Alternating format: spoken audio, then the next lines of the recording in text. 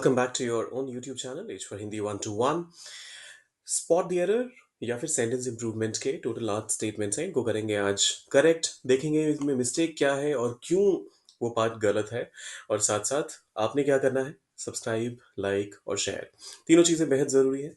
We are approaching 1000 और 1000 approach करते ही हम हर रोज़ एक लाइव सेशन की शुरुआत करेंगे, जिसमें डेली ग्रामर के टिप्स ट्रिक्स, आपके स्पोकन इंग्लिश को बेहतर बनाने के टिप्स एंड ट्रिक्स भी शेयर करेंगे। और साथ साथ you will get a chance to win some cash prizes as well.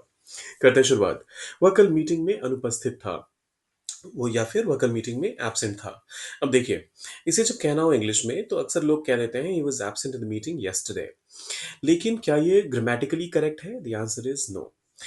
Absent को जब कभी भी आप सेंटेंस में इस्तेमाल करते हैं तो इसके साथ आप फ्रॉम का इस्तेमाल करते हैं। Absent from the class, absent from the meeting and absent in the meeting का इस्तेमाल नहीं करते। या फिर अब तो ये सिंपली ये कह सकते हैं he was not in the meeting या फिर ही was absent from the meeting. तो फ्रॉम यहां पर इस्तेमाल कीजिए और आपका सेंटेंस हो गया सही। ही was absent from the meeting yesterday. अच्छा, अब मैं क्या करता हूँ, ये इनकरेक्ट वाले पार्ट को हटा देता हूँ, क्योंकि जितना भी इनकरेक्ट हो उन सबको हम करेक्ट तो कर ही रहे हैं। सो अगर अगली बार आपको कहना हो कि कोई भी इंसान क्लास में नहीं था, कमरे में नहीं था, घर में नहीं था, तो या तो आप कह दीजिए he was not in the classroom, he was not at home, या फिर ही was absent from the classroom. तो ये था हमारा पहला स्टेटमेंट। वे शाम को खरीदारी करने गए। They went for shopping in the evening. अब देखिए, दे वेंट शॉपिंग और shop they went for shopping, इन दोनों में एक बहुत ही माइन्यूट सा डिफरेंस है।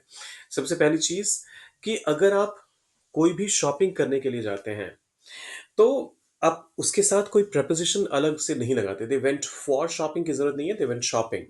हाँ, वो अलग बात है कि कई बार लोग क्या कहते हैं कि they went to do some shopping या फिर दे वेंट शॉपिंग। दोनों में क्या अंतर है उसके लिए एक अलग वीडियो में जल्दी लेकर आऊंगा, लेकिन यहाँ पर फॉर का इस्तेमाल करना जरूरी नहीं है।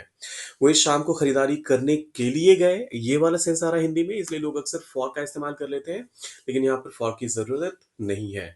So they went shopping in the evening. उसने मुझे समझदारी से निवेश करने की एक सलाह दी। He gave me an advice to invest wisely.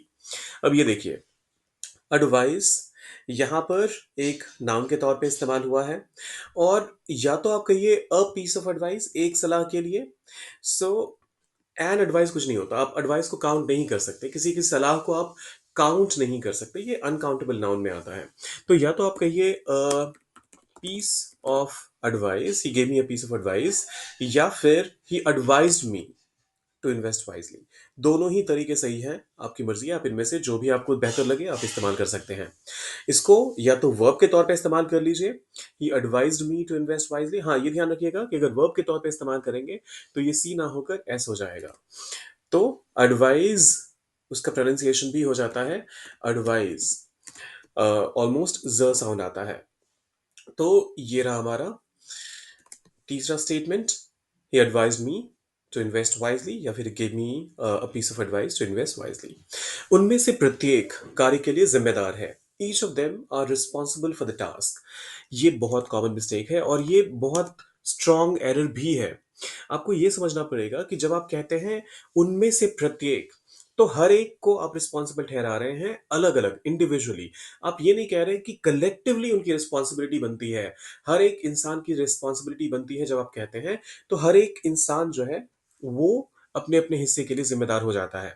और ऐसे में ईच यहां पर हमारा मेन सब्जेक्ट है, देम नहीं। और इसी वजह से हमारा जो मेन वर्ब होगा वो इज होगा, आर नहीं। ये सब्जेक्ट वर्ब अग्रीमेंट का एरर है और इसी वजह से इसे हाई इंपैक्ट एरर भी कंसिडर किया जाता है। तो one of my friends is responsible for the task, each, every, each one, every one, इस तरह के वर्ड्स जब भी आ जाएं या फिर वन, तो फिर आपको ध्यान रखना है कि आपका वर्ब हमेशा सिंगुलर ही रहेगा। So each of them is responsible for the task. वह एक प्रसिद्ध अभिनेता से शादीशुदा है। He is married with a famous actor. I'm sorry, she is married with a famous actor. ये तो सही लग रहा है, यही गलती बहुत सारे लोग करते हैं। शी इज मैरिड, यहां तक कोई गलती नहीं है, लेकिन जिस किसी से भी शादी होती है इंसान की, उसके लिए आप हमेशा टू का इस्तेमाल करते हैं। Marriage as a word, I am sorry, marry as a verb, आप हमेशा जब कभी भी इसका इस्तेमाल करें ध्यान रखिएगा कि उसके साथ आप टू का इस्तेमाल कीजिए। She is married to a famous actor. और क्योंकि हिंदी में हम ये कहते हैं ना, उसकी शादी उसके साथ हो गई है, तो हमें लगता है कि उसके साथ, तो इंग्लिश में हम विद कह देते हैं, लेकिन ऐसा नहीं है। इंग्लिश में marriage, I am sorry, marry के साथ आप टू का इस्तेमाल करते हैं।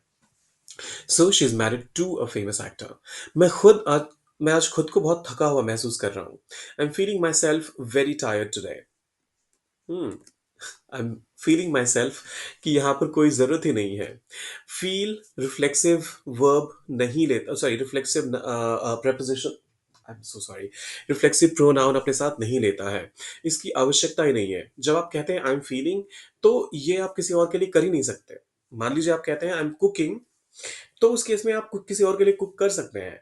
और वहां पर आप कहते हैं I am cooking it for my self, तो वो करेक्ट होता है कि आप किसी और के लिए, आप खुद के लिए बना रहे हैं। या फिर आप कहते हैं आई कुकड इट माई सेल्फ, तो यहाँ पे क्लियरली पता चलता है कि आपकी किसी और ने मदद नहीं की। आपने खुद से वो पूरा का पूरा रेसिपी बनाया, आपने पूरा का पूरा व्यंजन खुद से बनाया। लेकिन जब आप कहते हैं आई एम फीलिंग, तो यहाँ पर इसकी कोई गुंजाइश ही नहीं है कि कोई और फील कर लेगा आपके बिहाफ पे, या फिर आपने किसी और के लिए फील किया। तो इस वजह से माई सेल्फ की जरूरत नहीं है यहाँ पर। इसे हटाइए और आपका सेंटेंस हो जाएगा correct. I am feeling very tired today. I am feeling very tired today. उस घर में बहुत सारे फर्नीचर हैं। The house has many furnitures in it. The house has many furniture. देखिए, फर्नीचर एक कलेक्टिव नाउन है। Furniture, I am sorry, furniture एक अनकाउंटेबल नाउन है। तो इसके साथ आप कभी भी एक फर्नीचर की बात कर रहे हो या फिर बहुत सारे फर्नीचर की बात कर रहे हो, आपको फर्नीचर ही कहना होता है। तो आप यहाँ पर there is the house has many furnitures का इस्तेमाल करना सही नहीं होगा। The house has a lot of furniture, ये कह सकते हैं आप। The house has a lot of furniture in it, ये करेक्ट हो सकता है। या फिर the house has furniture in it। अब क्योंकि यहाँ पर है, कहा जा रहा है खास तौर पे कि बहुत सारे हैं, तो इस वजह से a lot of ज्यादा सेंस बनाता है, और furnitures तो बिल्कुल गलत है। तो the house has a lot of furniture in it। काश मैं आपकी मदद कर पाता। I wish if I could help you। हम्म। काश, जैसे आप कहते हैं तो एक हाइपोथेटिकल सिनेरियो बताते हैं आप कि मतलब ये आपके कंट्रोल में नहीं है, लेकिन आप चाहते हैं ऐसा कर पाना। तो ऐसे में आई विश का इस्तेमाल तो बिल्कुल सही है। अब काश मैं आपकी मदद कर पाता, हिंदी में भी ध्यान दीजिए अगर, तो यहाँ पर अगर का इस्तेमाल कहीं नहीं हुआ है। अरे ये यहाँ पर ब्लू में क्यों आ रहा है? अच्छा, एक एक्स्ट्रा स्पेस दे दिया था मैंने। काश मैं आपकी मदद कर पाता, if I wish if I could help you. हाँ, तो मैं कह रहा था, काश के बाद अगर का कहीं इस्तेमाल नहीं हुआ है हिंदी में भी, तो यहाँ पर इफ का इस्तेमाल हम क्यों करेंगे? और वैसे भी आई विश आपने जैसे ही कह दिया, तो आगे वाला जो भी सेंटेंस होता है वो कंडीशन के साथ कभी नहीं आता। आई विश के साथ आप इफ का इस्तेमाल कभी नहीं कर सकते। तो इस वजह से यहाँ से इफ को हटाइए और अपने सेंटेंस को बनाइए correct. I wish I could help you. ये भी ध्यान दीजिएगा कि यहाँ पर अलग से किसी एडजेक्टिव, सॉरी, कंजंक्शन की आवश्यकता नहीं है। तो ये थे हमारे आज के 8 स्टेटमेंट्स। जाने से पहले मैं आप लोगों को एक टास्क देने वाला हूँ, उसको भी देख कर जाइएगा। टास्क ये है,